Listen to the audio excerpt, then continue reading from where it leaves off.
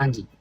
क्या आपने कभी सोचा है ये पिछले जो 1-2 सालों से क्यों पूरे देश, पूरी दुनिया के जो वर्ल्ड बैंक्स हैं, इतना गोल्ड के अंदर अपना एक्सपोज़र बढ़ाए जा रहे हैं?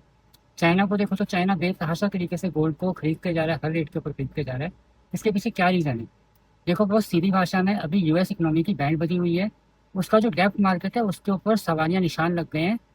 और अधिकतर जो हेज फंड्स हैं अब तो वो भी मान रहे हैं कि अपने को जो यूएस इकोनॉमी है वहाँ पे डेब्ट मार्केट में से, डेब्ट बॉन्ड में से निकाल करके पैसा कुछ कुछ एक्सपोजर उनको क्रिप्टो में या गोल्ड के अंदर, बेसिकली गोल्ड के अंदर करना चाहिए। वो भी ये चीज़ को मान रहे हैं।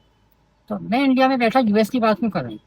देखिए गोल्ड जो है ना, प्रीशियस मेटल, भले ही इंडिया के अंदर अपन इसको एक बहुत प्रीशियस मानते हैं, हर घर के अंदर पूजा जाता है, बट इसकी प्राइसेस इंडिया से ड्राइव नहीं होती, इसकी प्राइसेस ड्राइव होती है यूएस के अंदर।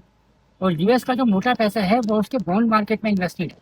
अब आप एक कल्पना कीजिए कि उसके बॉन्ड मार्केट में क्राइसिस आ रहा है, उसकी जो साख है वो भी सवालिया निशान लग रहे हैं कि भाई वो अपना पैसा चुका पाएगा नहीं चुका पाएगा, उसका इंटरेस्ट इतना हाई हो गया, उसका उधार इतना हाई हो गया है।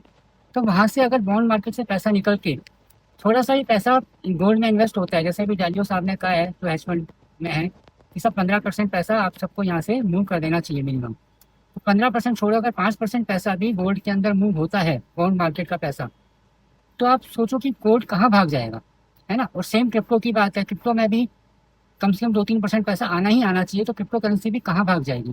तो अभी एक ये बहुत गोल्डन चांस है मेरे अकॉर्डिंग, जो मैं समझ पा रहा हूँ कि गोल्ड में अपना 90% गोल्ड के अंदर और 10 to 5% क्रिप्टो के अंदर एक्सपोजर अपने को रखना चाहिए।